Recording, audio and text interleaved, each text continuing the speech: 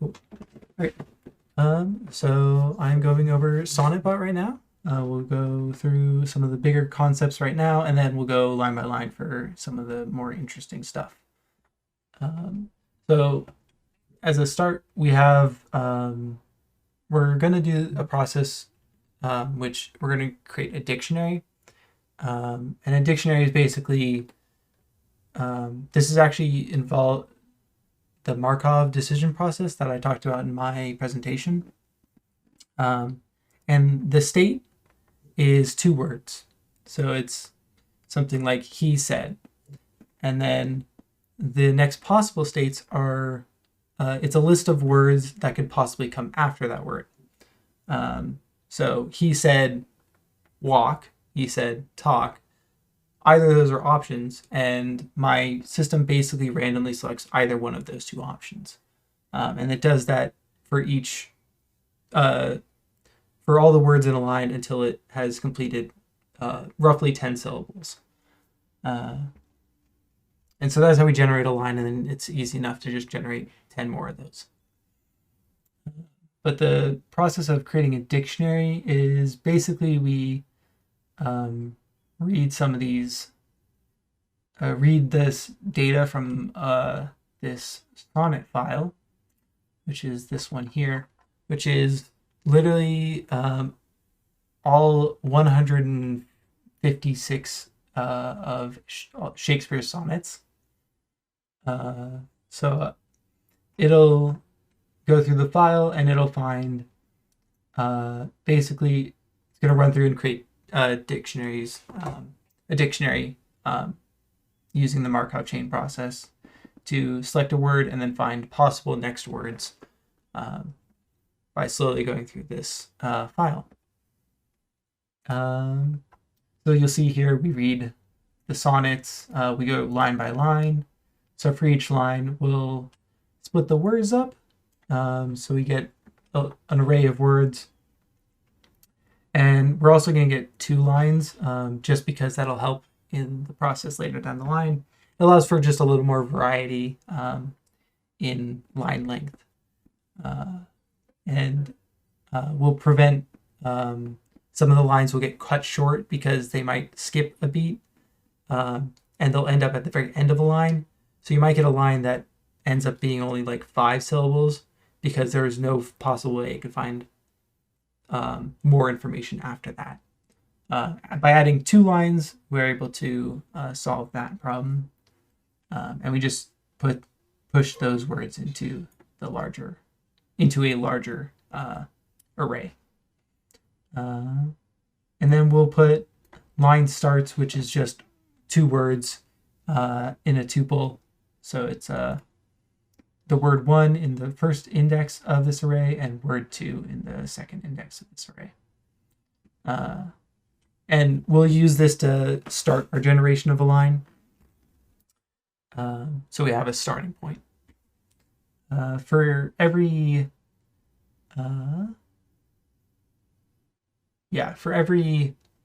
word in this line that we just, in this words array, we'll basically create the tuple by cleaning up our string.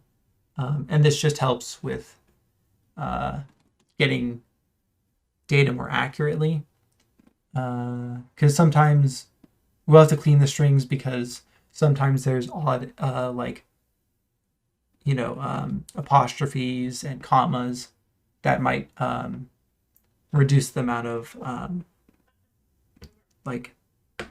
randomness. So we want to keep that as high as possible. So we'll clean that and add those first two words together, and then that becomes the tuple. And then for each tuple in this dictionary, if we have a tuple already, we'll push the next word into this into the dictionary for this word, for this tuple. And if we don't already have a tuple, we'll create a new array with the next word. Reverse dictionary just goes backwards through it. Find line ending, these are all kind of self-explanatory. We're going to find the end of a line. we'll get a line ending at a specific index. We'll get a random line start, and random float is seeded, so it's semi-random. So we can, that is how I'm able to generate the same poem again and again if I use the same input string. And yeah, the rest is self-explanatory. And this is up on my GitHub if you ever want to explore this for yourself. Although it is not very well commented. So in our generator, so this is where we do most of the actual calculations and creating lines. So in here, you'll see that we have, we need to initialize our dictionary, which is basically just creating those tuples and filling those with possible next options.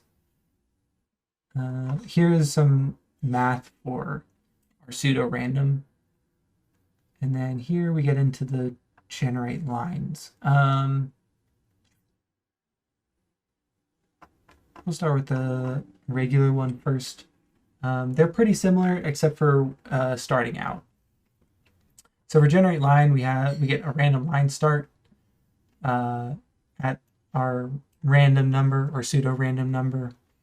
And those become our starting words for our first line. And then we'll just create an initial line array, initialize the number of syllables to 0, and then we're going to loop through our words until we get syllables is greater than 10, greater than or equal to 10. So we have a next word variable, which basically is just the calculation for getting, it'll store the information about the next coming up word, which I'll come back to later. For the first two iterations, we just want to get the syllable count for the first two words. So we'll add those as the next word, and we'll run through this, and it'll calculate the number of syllables for those two words. For every iteration afterwards, we'll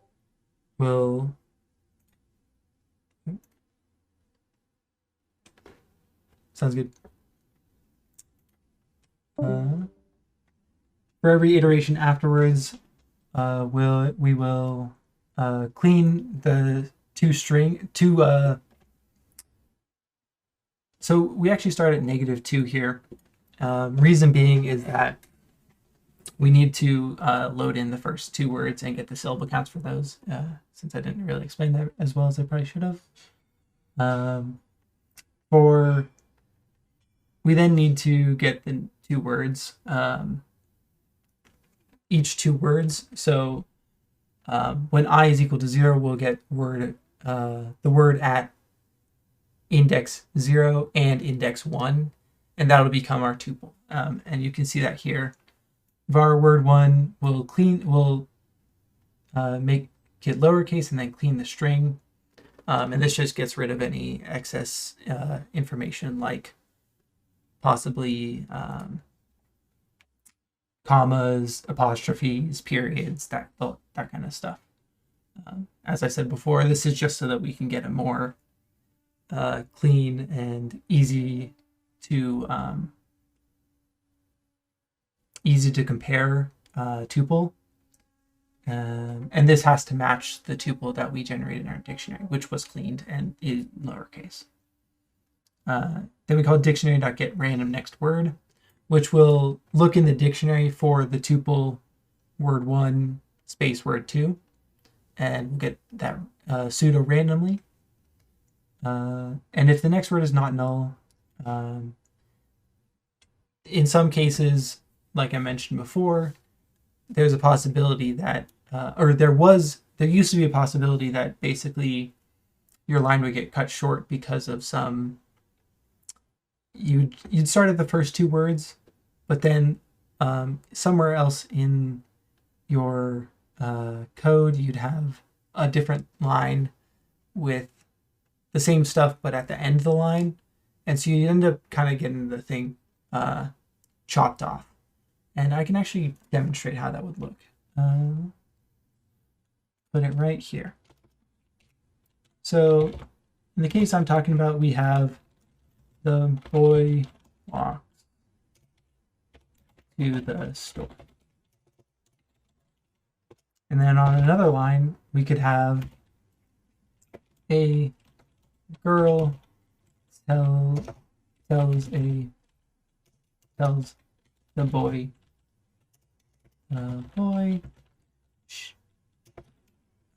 she likes him. So in this scenario, it's possible that our dictionary grabs these two words. As you can see, there's two copies of this tuple. We have one on this line, we have one on this line. So the next possible word could be walks, or it could be she.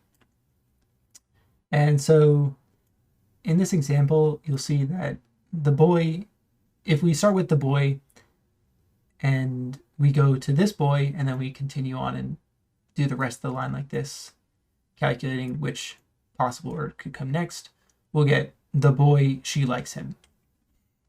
And if we're trying to aim for 10 syllables, this might only come out to be 5 or 6.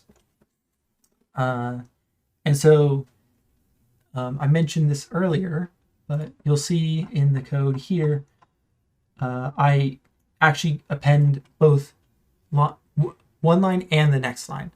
The reason for this is that exactly what I just demonstrated is that it will actually allow us to basically wrap the words. So let me go back to that one. She loves him dearly. So in this case, it's actually able to then wrap around to the next line.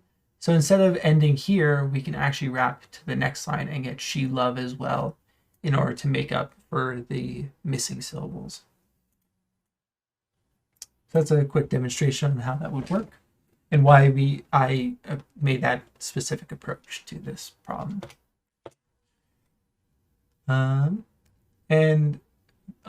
We're going to clean the next word as well, but we still need a reference to the unclean word, which is why we aren't just simply modifying next word. We're going to grab the phones for this specific cleaned word, and this is another library that will basically get the phones for a word. And I actually had to deal with some rather unfortunate stuff in this. So apparently Shakespeare has 510 unique words in the English language. And seeing that there's, or there are 500 unrepresented words in Shakespeare's sonnets that are not in traditional English mediums. So sometimes you'll see stuff like, I just saw it, racked. If we typed an E in here instead, this is actually probably a word that's in the English dictionary and is in these libraries that I'm using. But because of Shakespeare being weird, he didn't have this. So I actually had to generate this file. You could input a list and it would generate its best known syllables or best known pronunciations. The one thing it didn't do was provide you with an approximation of syllables. And the way that they're written in these is 1 is a stressed syllable and 0 is an unstressed syllable. And so for about the first 138 words, I attempted to do this for every single word. At that point, I realized I had to go through 400 more of these and ended up just putting the numbers at the end So for something like favorites, you'll notice that it is favorites. And I just added 3 zeros because that was simpler than doing the alternative of actually trying to find where those might fit inside of the actual word and where the stresses were. This is also part of the reason that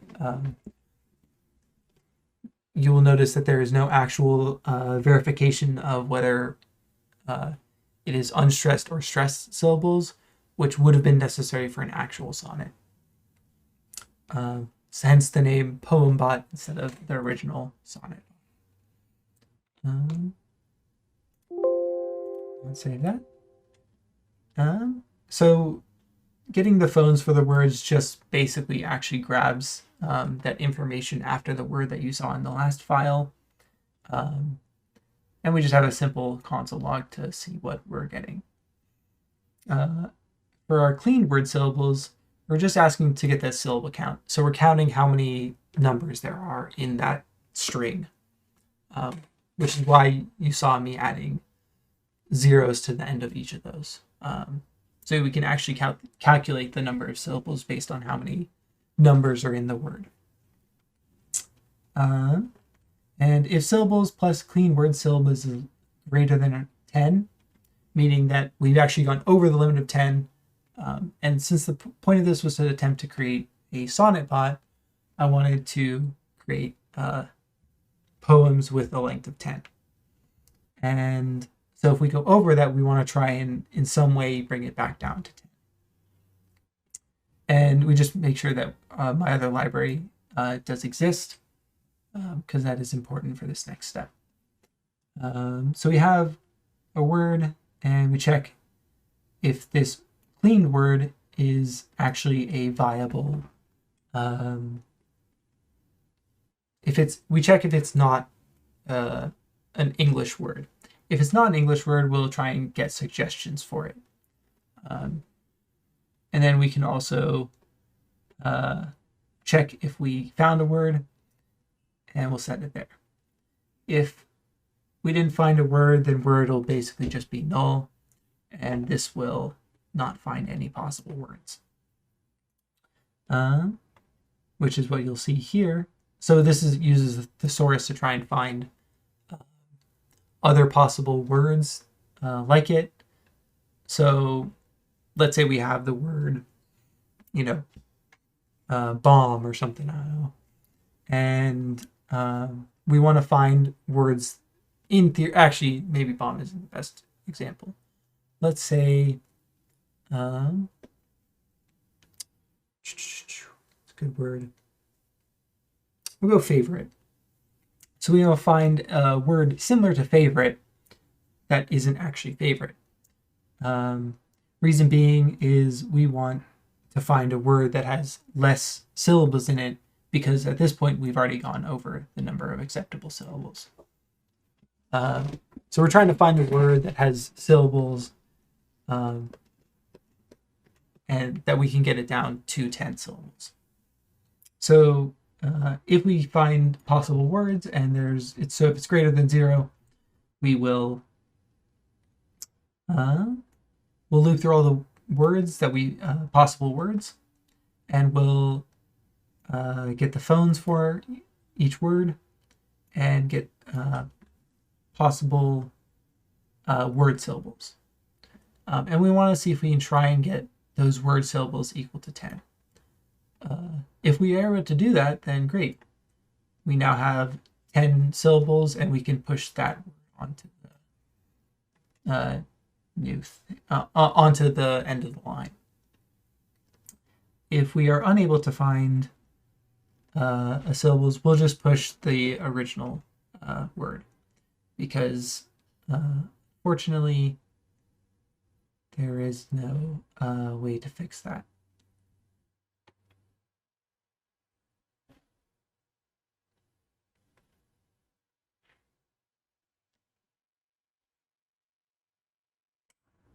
Oh, interesting. I may have found a small problem. But anyways. And then if this case is not existent, we will just, meaning it is less than 10, we will then just add the next word and increment the number of syllables. And then if all else fails and next word is null, we'll just increment syllables plus 1. And this is just so that in all failure states, we at least have some way of incrementing the syllables so we don't infinitely run this loop here. And then we'll, on the end of this, we'll have a full line so we can join them on spaces and return that. That's how we generate a line. Reverse line is pretty similar, but the thing is, instead of starting at the beginning words of a line, we're actually going to start at the end of the words of a line. And I mentioned this in my talk, but we do this because we'd rather, the idea was we want to try and find rhyming words because this is a sonnet. So in attempts to find rhyming words, we'll go from back to front. And so it starts out pretty similar. We'll have starting words, but we do have this rhyming word index. And there's two possible scenarios. We either have a rhyming word index that is greater than negative 1. And if it is greater than -1, then we've already found a word that is rhyming to the previous one. And so we'll get that one here. That's if we've already found one. And then we'll set it back to -1 so that in theory it would alternate each line. And you'd get a starting word to rhyme against, and then the next line would try and find a word rhyming with that last word. So if we don't have a rhyming word and we need to try and create a rhyming pair, we'll get the random line end as for our starting words, and then we'll get the rhyming word. The rhyming word is just starting with 0, and we're going to clean it and make it lowercase. And as I've done before, and then list. We're going to try and find any words that are rhyming with this this end word. We're going to get that list, and we're set rhyming index to -1. Rhyming index is just a temporary variable to keep track of if we have found a rhyming ending in our Shakespearean sonnets. So here you'll see on line 117, we're going to try and find the line ending in this word, which is a word that should rhyme with the one that we just found, we just randomly got. And if temp index is greater than -1, meaning we've found a word that rhymes with this one, we will then set it equal to the rhyming index. And if rhyming index is greater than -1, then we'll set rhyming word index equal to rhyming index. Otherwise, we're going to set the rhyming word index to a completely random word in this a completely random ending. And this is just because we'd rather not. We just want it to have some value. And from here on out, I believe it is almost identical to the other one. We have a line, we have some syllables, and we get the next word, do the same thing as before. And yeah, the rest is basically the same as the other line generator. To actually generate our sonnet, we need to generate multiple lines. So we'll just generate 12 lines in this case. And every other line will be a forward line and a reverse line. And here's some of the pseudo random for the seed, making sure seeding works. And we just basically we're just sending one string back to the user, which is we'll just join it on a new line character so that we can display it as a multi-line sonnet or poem. And we're going to send this seed and sonnet back to the user so that if they find a poem that they really like and they want to share it, they still have the seed that they can copy down and reuse for future generation to show their friends or whatever. And I believe that is all that is important in this file. Yep. I'm going to go back to dictionary and go over some of the other functions. Read sonnets just reads a file, and it'll return all the lines in that file by splitting on new line characters. And then we'll have clean string, and clean string basically, as I've said before, removes excess characters. So it'll actually just say they need to be A to Z or 0 through 9, using some rejects here. And then we're going to trim any extra spaces on either end in case that does happen. These are all our storage variables. And find line ending. So this is the one that will find a very specific line ending.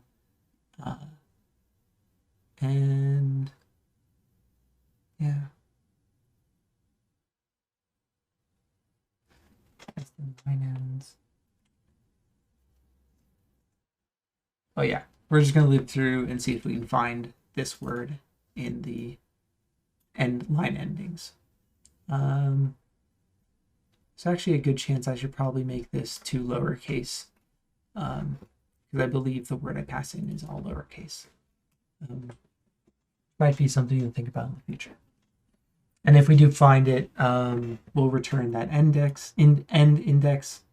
Otherwise, we'll just return -1. Get line index, we'll just get a very specific index. At the ending, get random line start, pretty self-explanatory, gets a random line start.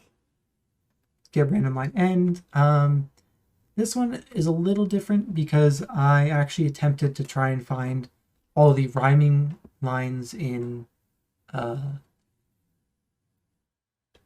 Shakespearean sonnets, which are going to be lines 1.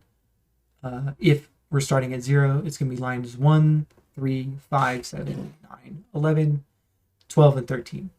Because a typical sonnet goes not rhyming, rhyming, not rhyming, rhyming. And then there's 3 of those. And then the last 2 lines are also both rhyming. Because it is 14 lines. And exports. We're going to get a random next word.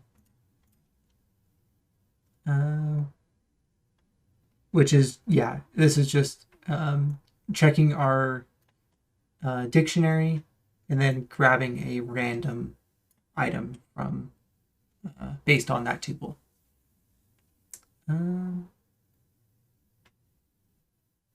And if no tuple exists in the dictionary for something, we'll just return null. Same thing for get random last word, except this one just uses the reverse dictionary instead. Just wanted to show you guys PoemBot in action again, so you can see the front end and get a better idea of exactly where this all works. So we generate a poem. You'll see that the information is sent back, including the seed and the poem. And you'll see every other line is actually being generated backwards. And then these lines will be generated forwards. The backwards lines are actually usually a little more fun because of the weird nature of just going backwards. They tend to make a little less sense, but they're just as fun. And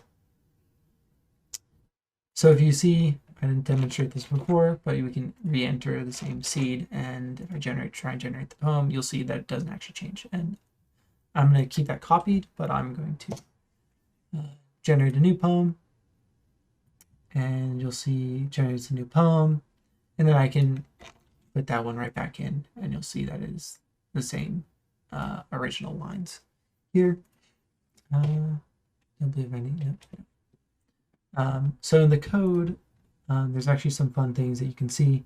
So you'll see that I attempt to get all of these words to each of these lines to 10. And every time you see an 11 or these numbers, these are telling you how many syllables are in the line. You also see I output the word, so you'll see prepare has this phone for it. And you can see in here, like I demonstrated before, the syllables, so 1, 0, and 1 here. So this is a 2-syllable word. And yeah, so that's it.